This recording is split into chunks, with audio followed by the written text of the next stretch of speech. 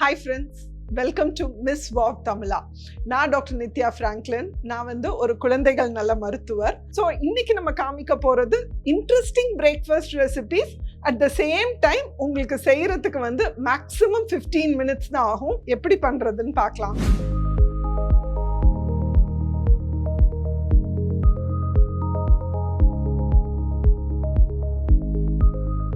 இப்போ நான் ஃபர்ஸ்ட் காமிக்க போற ரெசிபி கம்பு, அதாவது சிறுதானியம். கம்பு rava dosa, but beetroot flavoured. இது பார்க்க ரொம்ப அழகா இருக்கும். ஸோ உங்க பிள்ளைங்க ரொம்ப ஃபஸ்ஸி ஈட்டர்ஸ், ரொம்ப பிக்கி ஈட்டர்ஸாக இருந்தால் நீங்கள் இதை ரெட் வெல்வெட் தோசைன்னு கூட சொல்லலாம். ஏன்னா ஒரு ரெட் வெல்வெட் கேக் எப்படி இருக்குமோ அதே மாதிரி இந்த தோசை ரெட் கலரில் இருக்கும். இதுக்கு நம்ம கொடுக்க போகிற டிப் ஒரு க்ரீம் சீஸ் மாதிரியே இருக்கும். ஸோ வாங்க இந்த இன்ட்ரெஸ்டிங் ரெட் வெல்வெட் தோசை எப்படி பண்ணுறதுன்னு பார்க்கலாம். ஸோ இதுக்கு நான் ஃபர்ஸ்ட் 1 கப் கம்பு மாவு எடுத்து வச்சுருக்கேன். ஸோ இந்த கம்பு மாவை ஒரு பவுலில் போட்டுடலாம். 2 டேபிள் ஸ்பூன் கோதுமை மாவு. சப்போஸ் கோதுமை மாவு இல்லைன்னா நீங்கள் மைதா மாவு கூட யூஸ் பண்ணலாம். பட் மைதானோடனே எல்லாரும் பயப்படாதீங்க. எப்போமாவது 1-2 தடவை நீங்கள் மைதா மாவு எடுக்கிறதுல ஒரு பெரிய ஹெல்த் ஹசார்ட் ஒன்றுமே நடக்க போகிறது கிடையாது. ஸோ எப்போமாவது நீங்கள் சேர்த்துக்கலாம். ஏன்னா பார்த்தீங்கன்னா கோதுமைக்கும் மைதாவுக்கும் என்ன ஒரே டிஃப்ரென்ஸ்னா, கோதுமை மாவில் கொஞ்சம் ஃபைபர் ஜாஸ்தி இருக்கும், மைதா மாவில் அந்த ஃபைபர் கம்மியாக இருக்கும். பட் ரெண்டுமே வர்றது என்னமோ அதே கோதுமை பிளான்ட்ல இருந்து தான். இன்னொரு முக்கியமான விஷயம், மைதா மாவை அந்த ஒயிட் கலருக்காக கொஞ்சம் ப்ளீச் பண்ணியிருப்பாங்க. அது உங்களுக்கு கோதுமை மாவில் இருக்காது. சிறுதானியம் ரொம்ப நல்லதுன்னு உங்களுக்கு எல்லாம் தெரியும். பிகாஸ் அதில் நிறைய ஃபைபர் இருக்குது, ப்ரோட்டீன் ஜாஸ்தி இருக்குது. ஸோ குழந்தைங்கள்லேருந்து பெரியவங்க வரைக்கும் அது ரொம்ப இம்பார்ட்டண்ட். இந்த தோசைக்கு ஒரு மொறுமொறுப்பு தர்றதுக்கு நான் 2 டேபிள் ஸ்பூன் ரவை எடுத்து வச்சுருக்கேன். அதோட 2 டேபிள் ஸ்பூன் அரிசி மாவு. இந்த டிஷ்க்கு தேவையான சால்ட் போட்டு ஃபர்ஸ்ட் நல்லா மிக்ஸ் பண்ணிடலாம். ஸோ இதை ஃபர்ஸ்ட் நம்ம தண்ணி போட்டு மிக்ஸ் பண்ணிட்டு அதுக்கப்புறம் கொஞ்சம் பீட்ரூட் அரைச்சு நம்ம சேர்க்க போறோம்.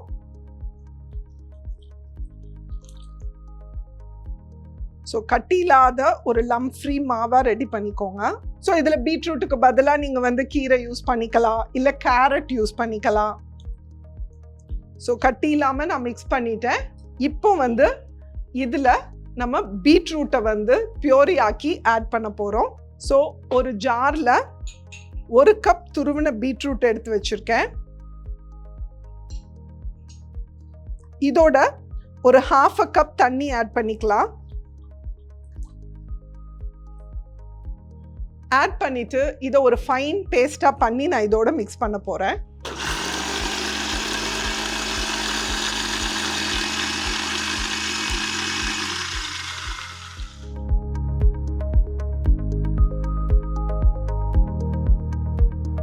ஸோ இந்த பீட்ரூட் பியூரியை நான் இதில் ஆட் பண்ணிட்டேன்.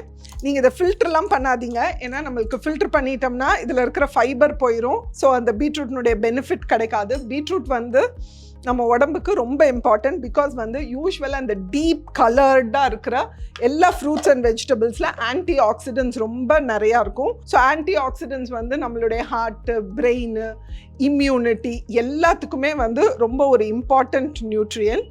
ஸோ இதில் ஆன்டி ஆக்சிடென்ட்ஸ் நிறையா இருக்குது. இது நம்ம ரவா தோசை மாதிரி ஊற்ற போகிறோம். ஸோ நம்மளுக்கு நல்ல வாட்டரியாக வேணும்.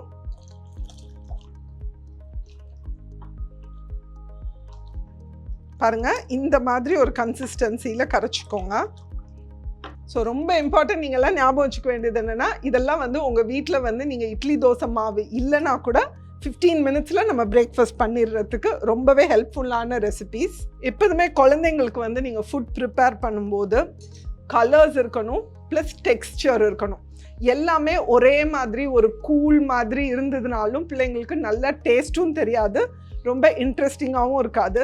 ஸோ இந்த மாதிரி கலர்ஃபுல்லாக, லைக் நம்ம கலர்ஃபுல்லாக ஹெல்த்தியாக அழகாக பண்ணணுன்றதுக்காக நிறைய டைம் ஸ்பெண்ட் பண்ணி தான் பண்ணணும் அப்படின்றதுலாம் கிடையாது. இதெல்லாம் எனி ஒர்க்கிங் மதர் டக்குன்னு பண்ணிடலாம். இப்போ சப்போஸ் உங்கள் சைல்டுக்கு ஸ்பைசஸ் பிடிக்கும் அப்படின்னா இதில் நீங்கள் கொஞ்சம் ஜீரா, அதே மாதிரி க்ரஷ்ட் பெப்பர், இல்லை இஞ்சி, பச்சை மிளகாய் இதெல்லாம் போட்டுக்கலாம். இல்லை இஞ்சி பச்சை மிளகாவே நீங்கள் பீட்ரூட் அரைக்கும் போது அதில் அரைச்சே கூட இதில் சேர்த்துடலாம். ஸோ தட் வாயில் கடிப்படாது, பட் ஃப்ளேவர் செம்மாக இருக்கும்.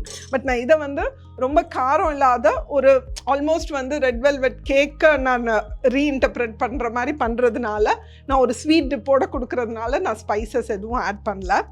ஸோ எப்போதுமே இந்த ரவை தோசை மாதிரி ஊற்றுறதுக்கு நம்ம தவா வந்து சூப்பர் ஹாட்டாக இருக்கணும். நல்லா ஹாட் ஆயிடுச்சு. இந்த ஸ்டேஜில் இப்படியே ஊற்றுங்க.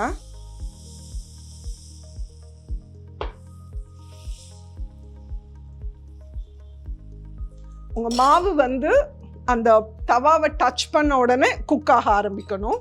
ஒரு 15 செகண்ட்ஸ் ஆன பிறகு சைடில் நீங்கள் கீ ஆட் பண்ணிக்கோங்க.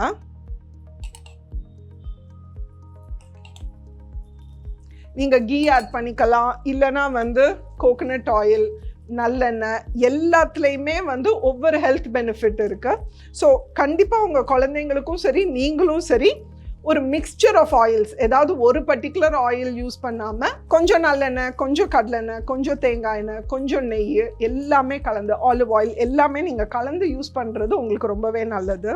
ஸோ இந்த தோசைக்கு உங்களுக்கு பெரிய ஸ்கில் கூட வேண்டாம், மெல்லிசாக நீங்களே அதை ஊற்றணும் அப்படின்றதெல்லாம். நீங்கள் வந்து இப்படி இந்த மாவை ஊற்றுனீங்கனாலே பார்த்தீங்கன்னா உங்கள் தோசை வந்து நல்லா கடையில் கிடைக்கிற ரவா தோசை மாதிரி அதுவாக வந்து அப்படி ஸ்ப்ரெட் ஆயிரும். ஸோ நீங்கள் கஷ்டமே பட வேண்டாம், நல்ல கிறிஸ்பியாகவும் இருக்கும்.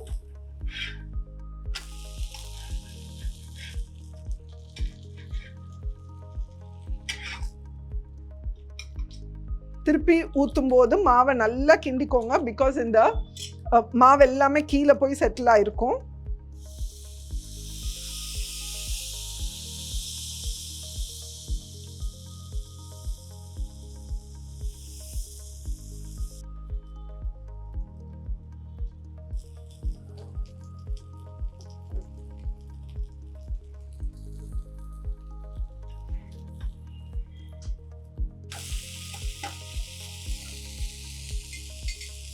இந்த மாதிரி கிறிஸ்பியாக டேஸ்டியாக ஃப்ளேவர்ஸ் அம்மா நீங்கள் தோசை செஞ்சு கொடுத்தீங்கன்னா கண்டிப்பாக உங்கள் பிள்ளைங்க வேண்டான்னு சொல்லவே மாட்டாங்க.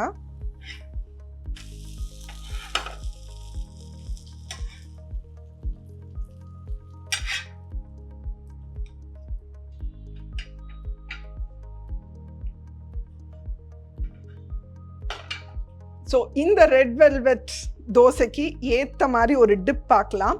ஸோ இது வந்து க்ரீம் சீஸுடைய அதே டேஸ்ட் இருக்கும், பட் பயங்கர ப்ரோட்டீன் ரிச். பாருங்கள், நான் வந்து ஒரு 50 கிராம்ஸ் பன்னீர் எடுத்து வச்சுருக்கேன். நல்ல திக் தயிர் ஒரு 2 table spoon, 1 table spoon honey,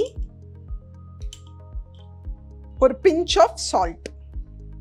so இதை வந்து நல்லா வந்து ஒரு ஃபைனாக வந்து அரைச்சிடலாம்.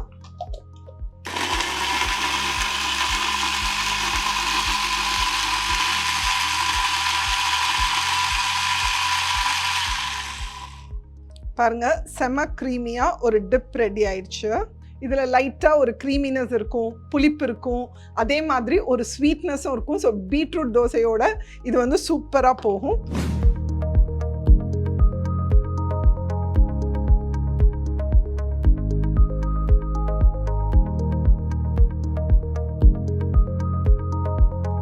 பாருங்க, நம்மளுடைய பீட்ரூட் கம்பு dosa. So goodness of beetroot இருக்கு, மில்லட்ஸ்னுடைய குட்னஸ் இருக்கு, செம்ம ஹெல்த்தியான ஒரு protein and antioxidant rich dosa நம்மளுக்கு அண்டர் 10 மினிட்ஸ் ரெடி ஆயிடுச்சு. இது பண்ணுறதுக்கு வந்து பெரிய எஃபர்ட்டும் தேவையில்லை.